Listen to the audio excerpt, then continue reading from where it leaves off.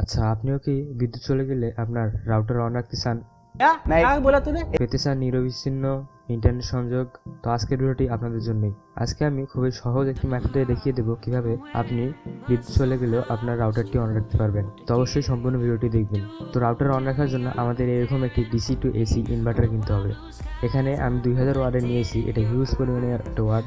আপনি কিন্তু 500 ওয়ার্ডের নিলেই কাজ চলে যাবে। তো এটির মাধ্যমে আপনি একটি রাউটার পাশাপাশি একটি অণু কিন্তু ইজিলি অন রাখতে পারবেন। তো এই ইনভার্টারটি চালানোর জন্য আবার লাগবে আপনাদের ব্যাটারি। তো আপনারা দেখতে পাচ্ছেন এখানে আমার একটা সোলার ব্যাটারি রয়েছে। তো আমি সিম্পলি এখানে কানেকশন দিলে কিন্তু এটি ডিসি থেকে এসিতে রূপান্তর করে দিবে বিদ্যুৎটাকে। সো এই 3 পিনের ইনপুট কানেকশনটিতে যদি আমরা কোনো 2 পিন লাগাই তাহলে কিন্তু এটি কাজ করবে এসির মতো। তো এতটা খুবই সহজ।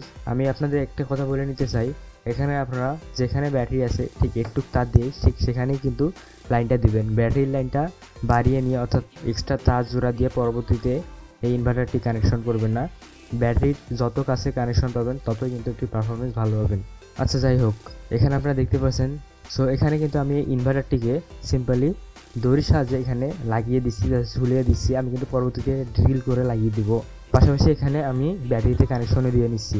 এখানে দেখতে পাচ্ছেন আমি একটি তার নিয়েছি যেটা কিনা আমার রাউটার পর্যন্ত গিয়েছে। তো এখানে সিম্পলি আমি একটা 2 পিন কানেকশন করব। তো আপনারা দেখতে পেলেন আমাদের 2 পিন কানেকশন করা কিন্তু শেষ।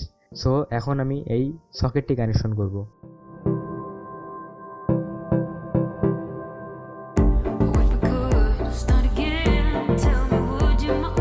সো আপনারা দেখতে পেলেন আমি কিন্তু সকেটটি কানেকশন করে দিলাম। এটা সবাই পারবেন আমি জানি। তো এখন আমরা এখানে দেখতে পাচ্ছেন এই যে 2 পিনটা আমি ঠিক এখানে এই সকেটটিতে লাগিয়ে দেবো, সিম্পল। তাহলে কিন্তু আমার রাউটারের অণু কিন্তু চালু হওয়া শুরু করবে। আপনারা দেখতে পাচ্ছেন এখানে কিন্তু লাইট জ্বলছে, অর্থাৎ এটি কিন্তু চালু হয়ে গিয়েছে। সো হোপ দ্যাট আজকে এই ভিডিওটি আপনাদের ভালো লেগেছে। যদি এরকম নিত্য নতুন ভিডিও দেখতে চান তাহলে ডুইন ইলেকট্রনিক্স চ্যানেলটিকে অবশ্যই এখনই সাবস্ক্রাইব করে পাশে থাকবেন। সো আমি পেয়েছি পরবর্তী ভিডিওতে। ততক্ষণ পর্যন্ত সবাই ভালো থাকবেন, সুস্থ থাকবেন। ধন্যবাদ সবাইকে।